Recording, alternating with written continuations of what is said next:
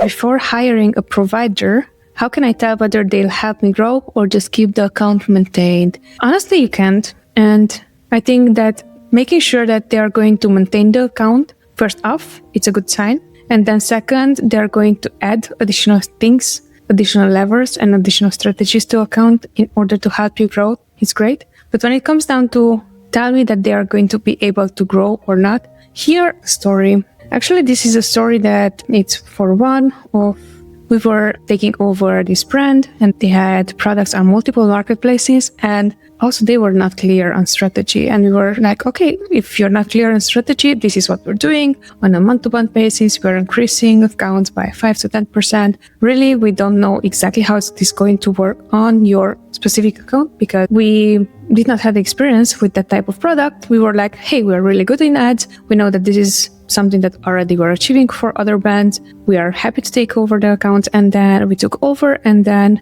within 1 month, we applied multiple strategies for new campaigns. And whenever you're creating new campaigns, your ad spend is just going to blow up.